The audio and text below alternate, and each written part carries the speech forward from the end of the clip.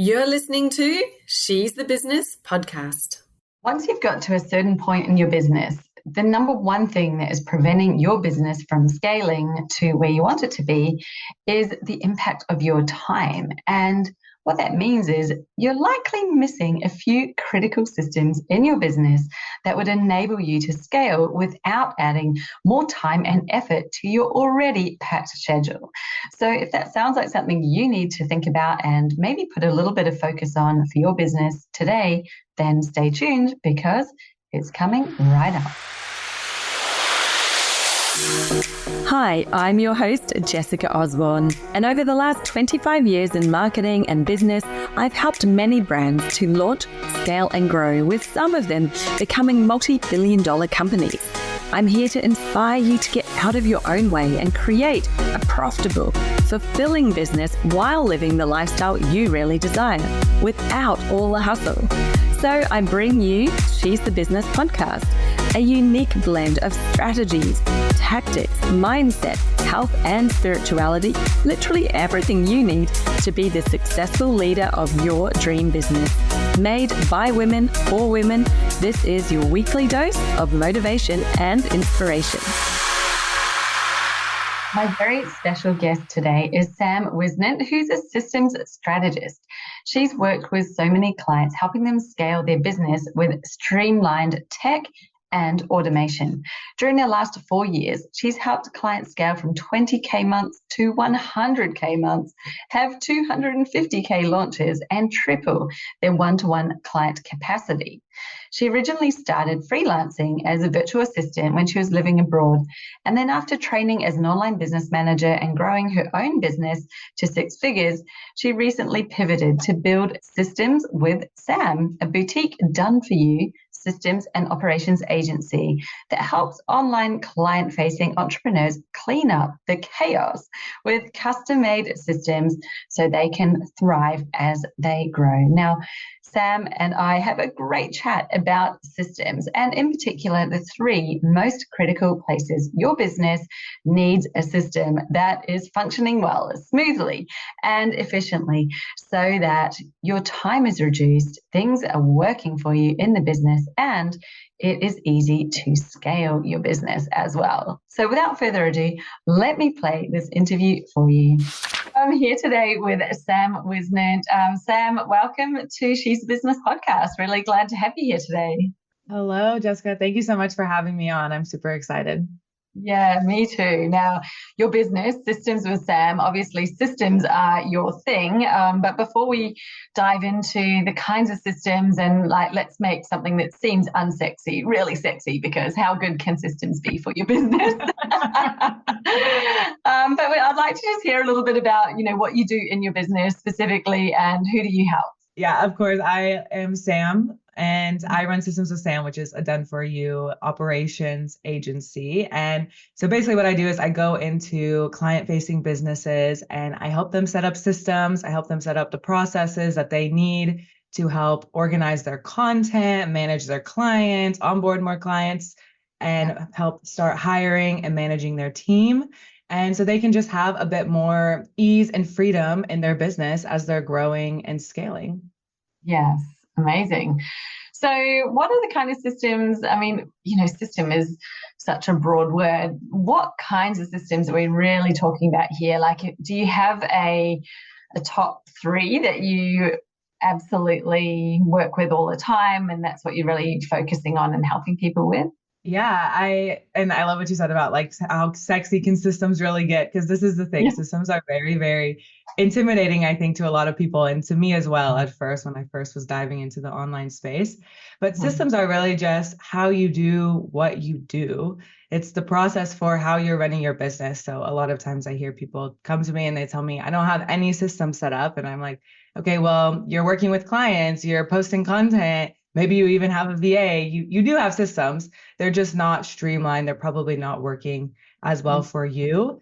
And for me, I really like to focus on what I kind of call the foundational systems of your business. And this is where I see people really need the most help, especially when they are first starting to grow a lot and get a lot of traction in their business. And that is client processes, client experience, content processes, and content systems. and team processes, or really preparing your business to be able to hire a team and delegate with ease. I love that. So client processes, meaning like this is when you're fulfilling on what it is that you have promised. Your content process is really front end, right? The marketing, what you're putting out there, and just having a system to make that less stressful. Your team systems for smooth running of your team. Yeah, I really think you've kind of hit the nail on the head, those would be so essential, really with any business. And once you have got to that point, team might be an actual team you've hired, but it might also be external contractors and things like that. So having processes with your VAs or whoever you've got helping you will just help your business to run more smoothly. Love that.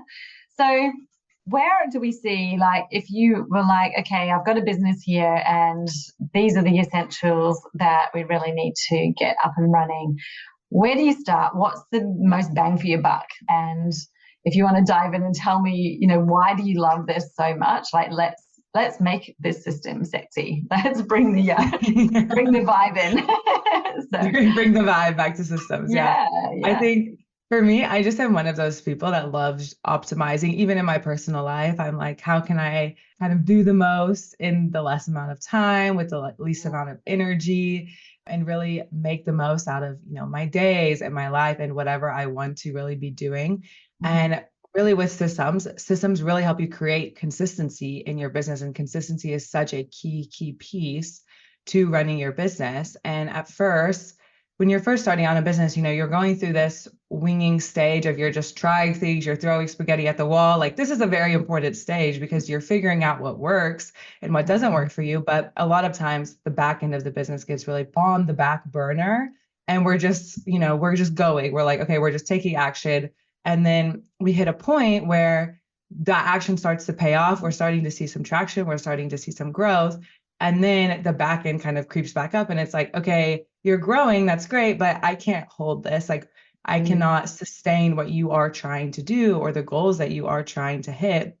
Mm-hmm. And this is where people really start to feel almost like they're drowning in their business, because now they have all these clients, or they, have been posting so much content, or maybe they've really started to expand, where they started when they were just posting on Instagram, and now they're posting on Instagram, LinkedIn, and now they want to start a podcast and a YouTube, but they're like, wait, I have no time for this. And I also should hire a VA, but my business is living in my head and I have no idea how to communicate this to another person. Mm-hmm. And freedom is such a big value of mine, just personally. And I really do feel like systems give you that freedom to be able to start to expand your business and to take on more without necessarily taking up more time on your calendar or taking up more energy throughout your day.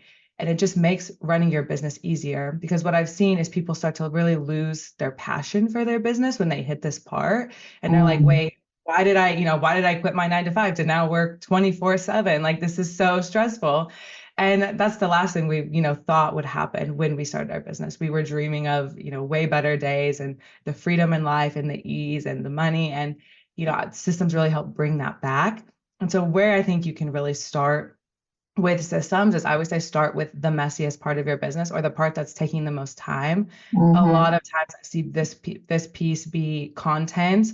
Content just, is a very time consuming process, and it's something that you are always going to have to make. It's like you're kind of on the hamster wheel when you're creating content, because even if you have a podcast, that's more evergreen, but you still have to be putting out new episodes every week or however often. And so really trying to systemize, streamline that. And another step you can also take is with client onboarding. I feel like if you are really trying to scale, if you can have an automated client onboarding system, this can help you so much with just creating more space in your business and your client capacity, as well as helping with your selling. It just makes it so much easier to actually make sales and provide such a great experience for your clients. So I know we said one, but I gave kind of two areas depending on what you feel like is the messiest part of your business. Yeah, well, that's such a good thing, because I think it's really individual, isn't it, to you and business and what's going on as to where you should focus first. And I love that you asked it as a question, like, where is the messiest part of your business right now? Where is it feeling the heaviest or the most manual. Like, right. maybe you're doing your whole onboarding via email and you're manually sending them things and getting it back and saving it into files. So I had a couple of questions that I wanted to ask you. And the first one is, do you have like, usually we're looking at systems. I'm thinking straight away, like, what can technology do, right? How can we replace manual processing with technology? Is that where you start, or are you mapping out a process and kind of getting it to be like, well, let's processize this first so that you actually have a streamlined process and then see how you can remove the manual pieces? What is your approach to the system in the first place? Yeah, that's such a good question. I love this. For me, it's really the first step with any system is getting clarity around what you are even doing. This is a step I think a lot of people skip, and they're like, oh, let me go set up this 10-step automation. But if there's no clear system in place or clear process, it's going to be very, very hard to automate anything. It's going to be very hard to actually set up any streamlined process for it because we have no foundation that we're really working off of. And it's always going to seem like there's an error or, it's just not flowing right. So I always recommend getting clarity. And even that's starting with brain dumping your process onto a Google Doc and then, mapping it out. I love using tools like Whimsical or Lucid Chart, where you can really go in and you can, have the little boxes and the arrows and draw out, step one is this step, if we're talking about client onboarding, for example. Step one is, maybe you're talking in the DMs to someone or they book a call with you, however your lead process works. And then step two, I'm sending them a payment link through a checkout tool. And then step three, I need to send them a contract. And then I need to send them an onboarding form and a call scheduler. And once you have that process mapped out, then you can go back and look at it from a bird's eye view and say, okay, what tools do I need to actually be able to, what tools am I sending a contract through? What tools am I using to schedule calls and send forms and, take payments? And then how can I go ahead and automate some of this? So maybe if someone's paying me through a Thrivecart checkout link, and then I'm sending a contract through Dubsado, which is a CRM tool. Okay, well, maybe I can connect that with a Zap where once they pay, they're automatically sent the contract. And then once they sign the contract, they're automatically sent the scheduler, and then they're automatically sent the onboarding form with the welcome email and the next steps. And so it becomes so much easier to really create the actual flow when you're able to see the entire process up front.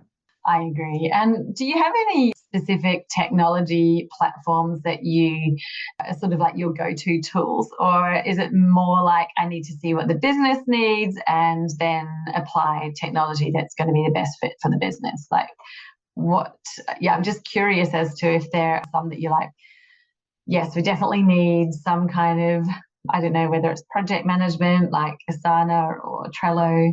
You mentioned Dubsado. I know that for definitely service-based businesses that do done-for-you services, that seems to be one of the top ones that a lot of people use. But, it's very full-featured. Do people need all of that? What's your approach when it comes to plugging in the technology that it's going to help make the systems happen? I very much take the approach of like, I don't work for a tools marketing team. So I'm not someone that's going to be like, you have to use Dubsado or you have to use Asana or ClickUp, because I think we are all so different, right? Like how we approach technology and our personalities and how we run our business, and then what your business actually does need. It really changes and varies from client to client. I've worked with such a wide variety of clients, from lawyers to contractors, like, house construction contractors, to online coaches and marketing agencies. And they have all used different tools depending on, what they like and what their preferences are and what kind of features they need. And so for me, I'm really adapting the tools stack to the business and making sure that is really aligned depending on the features. But of course, I also have my, go-to tools that I use in my own business. I do think, every business should have some sort of project management tool where your business is living. This is like your business home. And I personally use ClickUp, but I have clients who use Asana and Notion and Trello. And that works for them because the system really only works if you actually use it. And so there's no point in going and trying to, use some complex tool that you can't really figure out, and then you never even want to open it at the beginning end of the day and use it, because then it's just a waste, right? Yeah. So whatever tool you really want to use, and whether that is something maybe you can take on the challenge of learning, that's also great. But I think really, really just keeping in mind that there are so many tools out there. I always say it's like the cereal aisle. There's so many cereals. Everyone has their favorite for whatever reason, depending on their taste buds. But it doesn't mean that like one cereal is objectively better than another cereal. And it's the same with tools. Like they were all built for a different reason, and they have their own features that make them different from each other. So really just looking at what your business needs and the features you need and the tools that you're actually going to use is going to get you so much farther than trying to stick to one specific tool stack that you see maybe me use or someone else on the internet. Yeah, because there can be just so much time spent changing platforms, or like, I think I need to be on that platform. It's like, well, it's not quite as easy as just signing up for an account and starting, because if you've already got stuff in another platform, then the migration headache can be enormous. 100%. So yeah, I love that you said that. Maybe the tools you're already using, when you're already familiar with them, can do the right thing for you, but maybe it's more about understanding how to utilize that tool better, like Yes, what it can integrate with and what you can actually do with it, maybe that you're not currently doing right now, which I'm sure there's so much. Like I think, well, I use quite a few of those. I use Asana. I'm sure I'm not using all of the things that it can do. I mean, are we all? But it's so funny, because I think it's like finding out your own idiosyncrasies as well and what you do. And I would have to put my hand up and say I am not great at using Asana. I put things in there for my team, but then I'm not great at going in and doing the tasks that might be in there for me. So for me, I'm like, no, you just have to Slack me. If I don't see that as a message on my phone, literally with the thing that you need, then I'm just not seeing it. So don't put it in a comment in Asana. And I know that's not how Asana is meant to work, but it's just like, I know for me that just isn't going to work. So my team have to figure out how to work with me as well. Well, that's your system, that's your system, and your team is just adapting to you. I've had many clients like that as well, especially when I was an online business manager, where they just didn't want to look at the project management tool. That's why I was hired as an online business manager, to be the one looking at the project management tool and making sure the team was doing what they needed. And then I would communicate, with the CEO via Slack, via video call, whatever. Oh, here's what's actually going on. Here's the updates, everything like that. Yeah, it's so funny.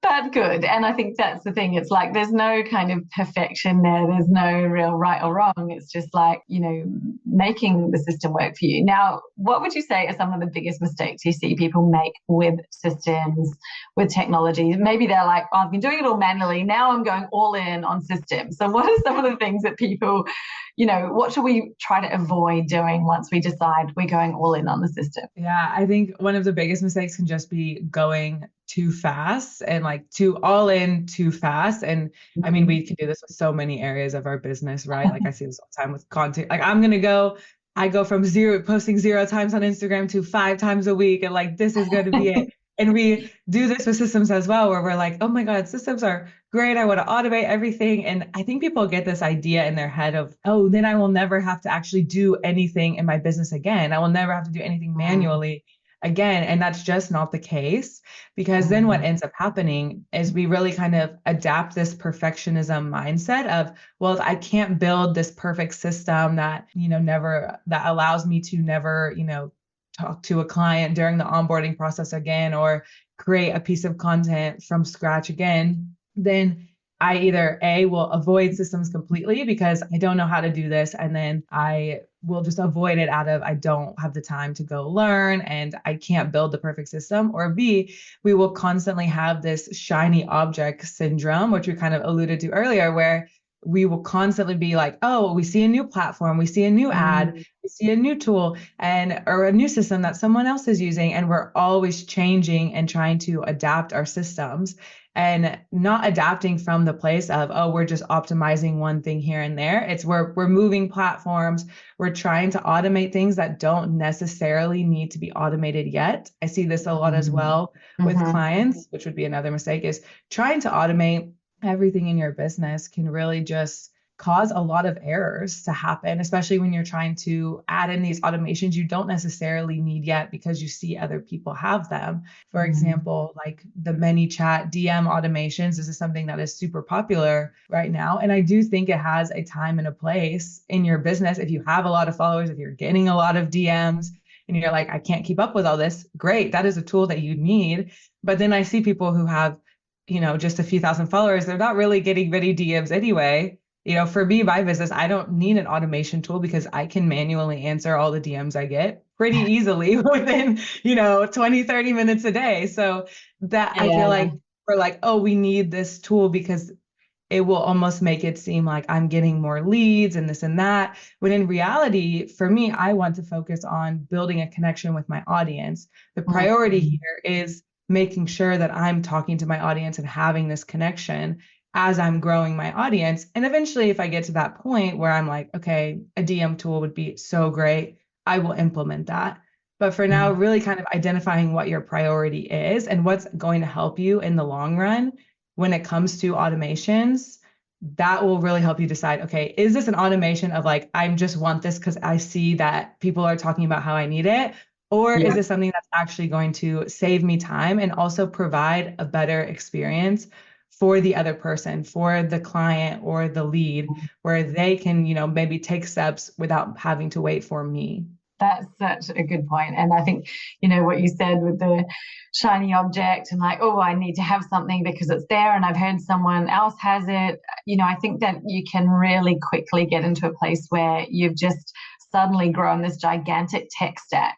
You've got all of these different trials everywhere. Oh my God. And like you're a one-person business with a couple of VAs or something, and you've got 30 different tech platforms. I've seen it. And that's not even crazy. Like I'm pretty sure I probably was that person at some point when I first started, because I was like, oh, I need this plugin and I need that one. And there were all of these things. And I think back then I was on WordPress and it was a bit like that. You needed to have all these different plugins, and it just got to the point where I started to feel overwhelmed by technology. And I'm someone who I would have called myself fairly tech savvy. Like, I know how to code a little bit. I used to build websites in Dreamweaver back in the day. Like I can read. Yeah, you're there. Okay, I'm all right. I've got some skills, but I was getting overwhelmed by all of these platforms. I'm like, okay, what's connecting to what? And I've got Zapier and I've got Zaps going and I've got all these things happening. And it was like, it's just too much. Like I've just gone, even though they all had a purpose and they all seemed to make sense at the time logically, it's like, yeah, there's a purpose and a reason for having this. It was interesting to get to that point and to feel like instead of them feeling like they're supporting me, they were actually doing the dead opposite and overwhelming me with all of these different pieces of technology and stuff in all these different systems and needing to use them all. It was a mistake, I think, that I definitely made. And then I made the choice to scale back and go, right, I'm streamlining technology into as few different platforms as possible. And so I was making choices more based on, well, what can I use that actually ticks off a lot of boxes and it is more, a bit more all-in-one type of platform. So I made quite a few choices based on that to reduce the tech stress, I would say, that I had simply from just having too many things that were going on. So I'm sure that you've seen that a lot as well. One thing that I wanted to ask you, you're talking about automating and how people like wanting to automate so much that they're almost over automating. And I think that this is interesting because I was talking to a client this morning and she was afraid of automating her business and being like, I don't want to be a person that's seen as a robot, AI, or it's all automated. And I think that there's like this negative perception out there about automating that it can lead to it being non-personable. And I want to just share that with you and open up the floor to talk about that for a minute, because I kind of have some different views on it, in that I believe automation doesn't have to be non-personal. It can still be personal, but there can also be automation in there. But I'd love to just get your perspective on that fear that people have of automating and what they're trying to avoid, but then they're also then staying stuck in this manual zone because of it. So let's open that question. Sorry, I'm not sure what the question is, but tell me what you think. Yeah, no, I'm already like, I have so many thoughts on this. Of course, I hear this a lot as well, where it's like, I don't want to be a robot. Like, I feel like it's like a disgenuine thing, automations, and people can't reach me. And I think, we've all kind of had this experience, especially nowadays, especially if you've been on a tech tool support chat and you're like trying to ask a question and it's like, oh, I'm sorry, I don't understand your question, ask again. And you're like, can I just speak to a real person? And so I think this fear is kind of coming from these experiences where we're like, it used to be so easy to speak to someone and get help, and now it feels like there's all these roadblocks and walls that are in our way before we can speak to a real person. And I do understand like the perception. You want to be, have this connection with your audience. You don't want to be perceived as this AI robot, automated business. And at the same time, I truly believe that automation actually opens up the space for you to be more personal and have more genuine, intentional touch points with your audience, because you are not spending all of your time doing manual things that your audience really doesn't care if you are doing it or an automation is doing it. And I think client onboarding is the perfect example of this, where people get really stuck in. I even had a client who was like, I don't like using a call scheduler because I don't want other people to, I like to go back and forth and decide on a call time. And I'm like, at the end of the day, that is so inefficient, not for only for you, but for your client as well. If I'm trying to book a call with someone, I like to be able to just go into a call scheduler and pick the time that works for me. Exactly. Not look at my call schedule, not look at my calendar and be like, oh, like what day, what times, and then hopefully you're free as well. And then you're going back and forth. And it's with client onboarding, like first example, taking a payment, sending a contract, sending a form, scheduling a call. These things your client does not necessarily care if you are sending a contract or Dubsado workflow is sending a contract, because the contract is not the main point of working together, right? And what I always say with clients is, if you can automate your client onboarding, especially all of these pieces that have to happen for every single client that you are working with, or even if you're selling digital products or courses, you have these really, really clean onboarding process where your client does not have to wait on you at the end of the day. They can take the next step when they are ready, when they are like, okay, I have time to sit down and fill out this form and, schedule this call and stuff, but they're not waiting on you to send that. They already have that. They already feel so much more empowered to work with you and to really take these steps on their own time. And when you aren't worrying about, oh, when am I going to go send this contract? I forgot I need to send this onboarding form, blah, blah, blah. Then you have the space to say, send the checkout link, they can pay, and then you can send a voice message that says, hey, I'm so excited to work with you. Like, you will get everything in your email. Let me know if you have any questions. Like, this gives you so much more space to really have more intentional touch points where you're sending voice messages or you're sending, maybe a free gift or something like this. This is a little client onboarding, I guess, hack that I love to share is if you can set up an automation that is sending like a, surprise gift to your clients. I had some clients who were coaches who every time after someone paid for the first, payment, they would send a free digital journal. And they were like, I'm so excited to start working with you. Here's a journal you can go ahead and start working on right now, because, we have 1 or 2 weeks, maybe until our first session even. And you also have access to all of our materials in, Kajabi or wherever you host course platforms. Like, this can really, really elevate your clients' excitement, right? Like, you're like, oh, wow, that's so thoughtful. That's so nice. And I'm so excited. And then they can send a voice note. Hey, did you get the journal? Like, we're so excited. Go ahead, start filling it out. This is going to really be like the foundations for our first call, and we'll reflect on these.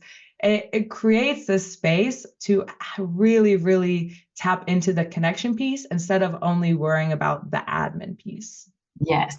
No, I love that. And I am a massive fan of using automations for those kind of things because, like you say, as soon as someone signs up and pays, I might be off with the kids somewhere. I might be, who knows, where, and I would never want someone to feel like, hello, or have to email me and say, hey, I've just what paid. do I do? Exactly. I'm like, no, I want that email straight in their inbox. Like, hooray, welcome, congratulations. Here are the first steps. Here's what I need. Here's what you need to know.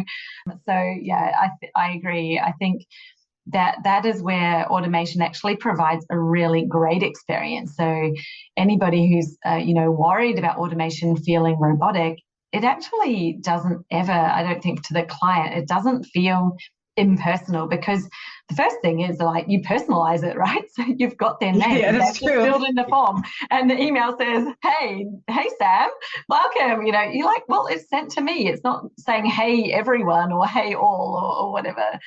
It is personal, even though it hasn't been written in that very moment by you. But yeah, I so agree. That's such a great example of where automation is a massive time saver, but so importantly, it's the customer experience, and that is a critical time. I think the other place people get really concerned about it is with content. And you mentioned content is the other key area that, is where people look to first start putting a system in place, just because it is a heavy workload. If you're doing it all manually and all in the time that you're, real time, then your content may feel inconsistent and it may feel like a chore, and a system could help to reduce that. So what's some of the ways that you see automation, or maybe it's not so much automation, but even a system, really come into play with content that can take the heavy lifting away from you, make it feel better and more streamlined without, I think the thing that people are trying to avoid is they're like, well, I don't want it to feel like it's not me or it's not relevant at this time. And, there's so many things that people know what they don't want that they're trying to avoid, which is keeping them in the manual. But I think that you can kind of have your cake and eat it too. I think you can achieve the good things and have a system, but I'd love to hear how you would approach that. Yeah, I think with content especially, people are really, really in the mindset of like, I am the best at writing my own content, which I'm not arguing with this. You probably are. It's your business. Like, it's your clients. Yeah. Like, you probably are the best at writing your own content. That is true. But it can also be true that you do have help and support. And so recently I actually had a systems intensive where we deep dive into, the systems in your business and with a client. And this was really solely focused on content. And what we did was, she really had this mindset of she wanted to maintain a lot of control over what was going out and how the content was being written and stuff like this. But she also kind of wanted the idea of, don't want to really be creating content all the time. I don't want to have to create content every single week. And I want to use a bit more automation, or I have a VA. I want to utilize my VA more and stuff like that. So that can be very hard to balance because it's almost like two sides, kind of the angel and the devil on your shoulder. Like, no, we need to let go. No, we need to hold on, And when we talk about building a system with this, what I always start with is, what even is your content creation process in general? Like, how are you even going about creating a piece of content? What probably have an idea and then you're writing a caption and then you're recording a reel. I mean, there's no set right process. It's very personal, I think, to each person, but getting super clear, what is your process that you're actually going through? And then what parts of this process do you actually need to be doing as the CEO or as like the owner of the business or the content creator? And what I tend to find with clients is that they think that they need to be doing a lot more of the process than they actually do. And so with this client, for example, what we identified was she actually really only needs to be in the ideation phase and maybe the writing or outlining the caption phase because she still wants to maintain that control. But then her VA could be the person that is creating, graphics through Canva. Her VA could be the person that is creating reels through B-roll that she has previously recorded and just uploaded into a Google Drive and putting the text on the reels and finding the trending audios and stuff like that. Her VA could be the one who is, maybe she's recording, talking to the camera reels or content, and her VA is the one who is actually doing the video editing and editing out any pauses or editing it all together and creating the covers. And then she's just the one that is reviewing everything at the end. So what we ended up doing was breaking it down into 3 cycles of, we have the ideation cycle, we have the creation cycle, and then third, we have like the review, schedule, feedback, posting cycle. And this allowed us to really see, okay, if we can ideate 9 to 12 pieces of content in 1 week, well, then she can kind of have a week off of where the VA is creating it the next week. And then all she has to do the 3rd week is review it and make any revisions and stuff like that. So it almost felt like, oh, for me to only think of and maybe write captions for 9 to 12 posts a week, I can do that 1 to 2 times a month. That's really not going to take me that long, maybe, 2 to 3 hours, but it really taking the weight off of like the creation piece and more of that heavy lifting.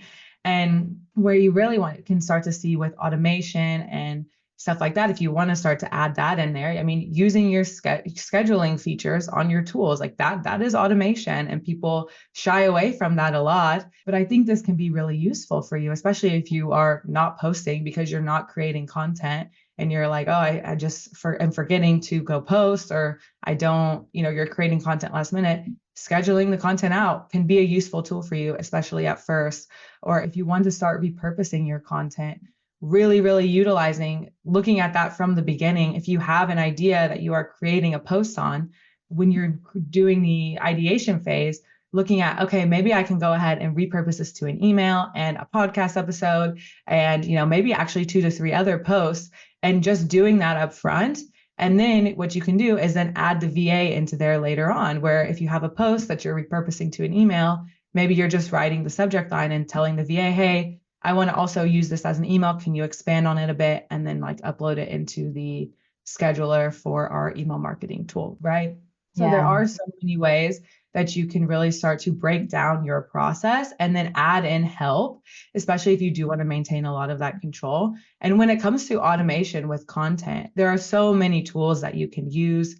I know for me, I record my podcast on Riverside, and inside Riverside, there's a little button that says create magic clips, and then you click it and it's AI, and it creates 5 to 10 clips from the podcast, and I can go in and edit them and download them, and that's a great feature. You also have other tools that are separate from this. If you're recording a podcast on Zoom, you can upload it and it will create these magic clips for you. You also have tools like repurpose.io, which is a repurposing tool that will automatically post your content to multiple platforms if that's something you're interested in as well. So there are definitely tools out there that you can start to use, but really, again, you want to have that clear process first of what you actually need to be doing, and then looking at where you can add in automation or outsource parts of the process just to start to take some tasks off of your plate. Yeah, definitely. There's so many. There's many tips in what you just said. So I hope you have a pen out, writing them down if content creation is something that you're struggling with, and thinking about how you can utilize your VA. I really relate to that client you mentioned about she wanted to retain control of the words and what was being said, because she obviously wanted it in her voice. And this is something I feel very strongly about. Having, over the years, I'd tried having people write some content for me, or tried me starting it, and they would then take it. And it was I just always felt like I needed to edit it again. So, it's kind of like I had to go through that, I think, to decide what it was that would work best for me or not. But at the end of that, I came up with, well, okay, once I've written one and we've posted it, I don't need to do the posting. I don't need to do the graphic creation or anything. I literally can just write the caption. But I got my VA to start a content library. So every post that we created is then in a content library. And it's now at the point where it's so enormous, I would never run out of content. Or, there's so much in there that I can go back through. And anytime I'm like, okay, I want to do, I feel like talking about X, Y, Z, whatever it is, I might have something new that I'm always thinking of new stuff. I'm always creating something new. But The point is, I don't have to. If I've already got it in the library and my brain isn't working and I'm not feeling very creative about what I want to say about it, I just say, hey, let's do some posts about this week. Can you go in and find some that you think are relevant? And my VA will go into the library that she created and she'll pull out the posts and send them to me and be like, hey, what about these ones? So all I have to do is go, yeah, I like that one, or actually I want to change something on that, or I don't like how I said that anymore. Maybe I like that anymore. But that just saves so much time, and it actually makes it fast and easy for all of us because she has the content already there as well. So it's just a matter of reposting it. And for me, that's been something I think has been a really good, easy thing to create, which isn't actually automated. It's just a system we put in place. And, she was storing the post in a library, but now that that's there, it's like, what a time saver. It's an asset in your business because you're not starting from scratch all the time, or at least you feel like you don't have to, right? Like, I think that's the biggest thing with content. We always feel like we have to create something new, or we're like starting from zero. But when you have these assets, like an entire library of content, it really feels like, oh, well, no, I can like you said, pull this idea and maybe now I want to say it a different way, but that doesn't take very long. That's like way less energy because you're starting at like 5 instead of 0. Yeah, exactly. Now, I do have to ask a question about AI because I think that's been coming up, and I even saw someone post maybe about a week ago that they had an AI bot for customer onboarding and they were loving it and their customers were loving it. And I was like, what? Okay, what is this? Oh my God, there's another thing. But I'm not about to just run away and undo all the systems I've already built. However, it is, it's interesting because AI is very new still, and obviously everybody's still experimenting with it. Is there anything that comes to mind as wow, there is definitely some value to be gained by using AI in a particular way when it comes to systems? Are there any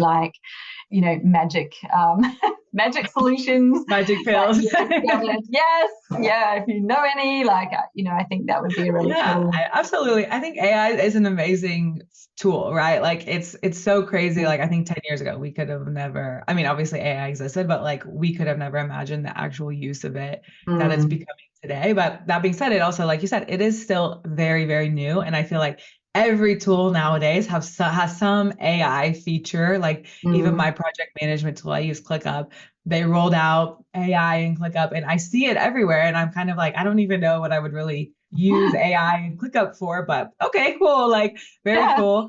Maybe I will use it someday. Maybe there are some cool hacks that people are using out there. And I think with AI, my approach to it is utilize it where you can specifically see a need or a gap filled that you cannot fill yourself or with other types of automation. Because it's so new, there is still so much room for error. And I know for me, like when it comes to content and people are talking about, oh, well, ChatGPT can just write your posts and write your emails.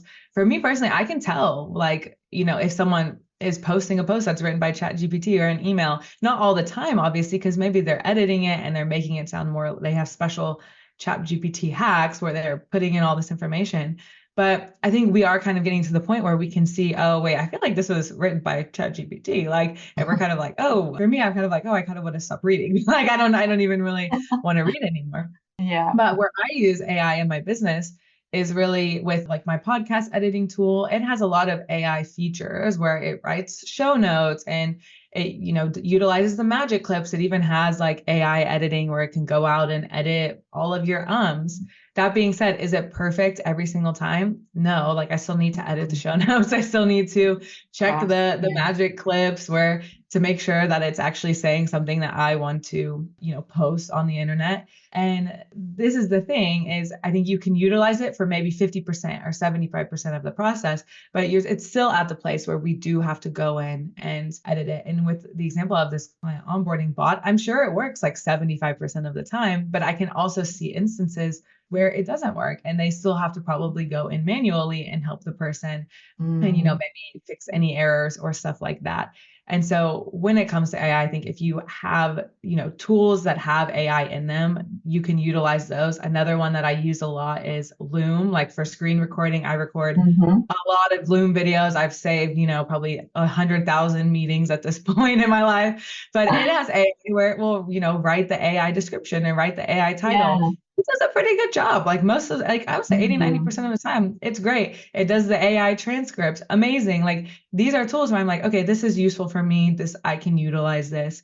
But when it comes to, really, really leaning into AI and trying to use AI to maybe solve a problem that really isn't a problem or that doesn't really exist, I'm kind of like, it's really probably only going to cause more confusion and overwhelm in the long run. No, I think that's very, very wise. Great advice there. Like, if it has a really good, if you've got a problem and AI could be a really good solution for it, then go in. But we don't need to be using AI just because it's there, just because it exists. Exactly. I saw it today, actually. I was in Asana creating a task for my VAs, which of course I won't go in and do anything on again, but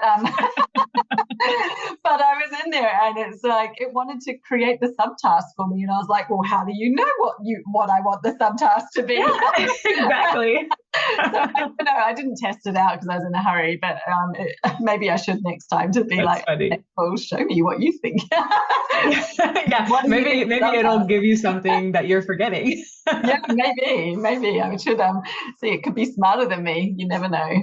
One day.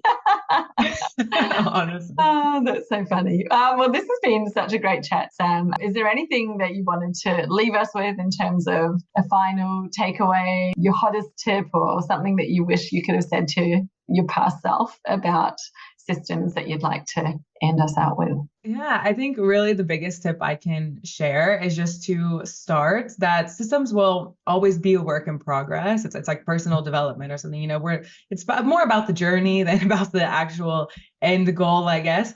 But I think people really get overwhelmed with systems on both ends is that, they're really trying to have this finished final thing that they never have to touch again. And just switching your mindset of, focusing on just building like the foundational system that you need. Like what is the thing you need kind of right now, and that can carry you on for the next 6 months or the next year, and that you can really grow with and optimize as you grow your business as well. That really comes from just starting to dabble in some tools, starting to get clear on what your process is, starting to implement things here and there. And that will compound and that will grow. So don't feel like you have to jump into systems and systemize everything and have, 50-step complex automation to, have this perfect systems. Keeping it simple is really going to get you so much farther in the long run. Because if you, like you were saying, when you have so many different tools and systems, if it would take you an hour to just explain to me what's happening behind the scenes of your business, it's probably too complicated, right? We're just keeping it as simple as possible and just starting to take action and implement things as you go and as you can will get you a lot farther than not taking action at all.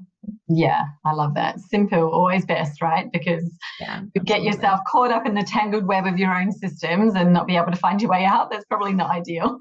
Yeah, no. Oh, so good. Thank you, Sam. Now, where do you hang out on social media? Where can people find you if they are like, I need to speak to this systems girl more? It's super easy. It's Systems with Sam. I'm mostly on Instagram. You can also find me on LinkedIn at Sam Whisnant. And I would love to chat. My DMs are always open. I mostly hang out on Instagram. So feel free to send me a voice note.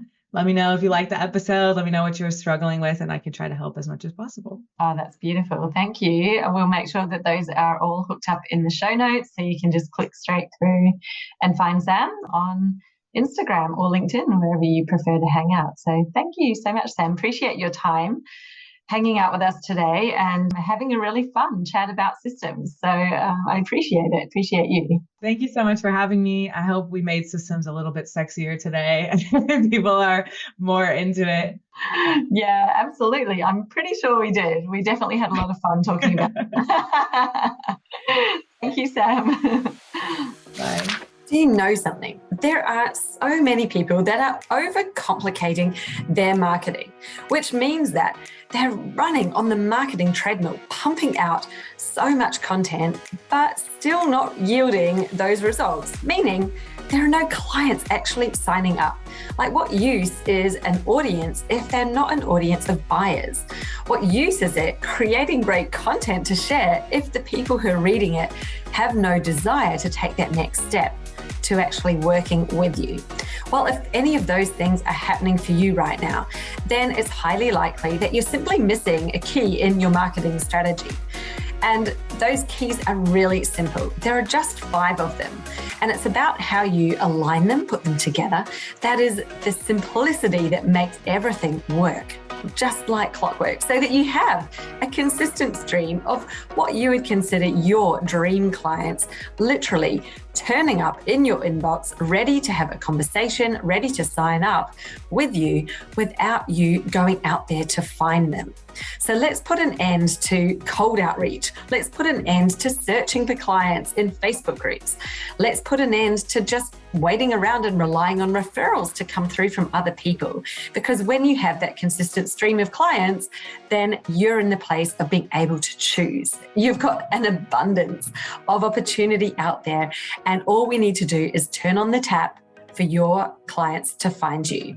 So I've created a brand new training, and it's called 5 Keys to Clients on Tap. So you can guess what it's about, can't you?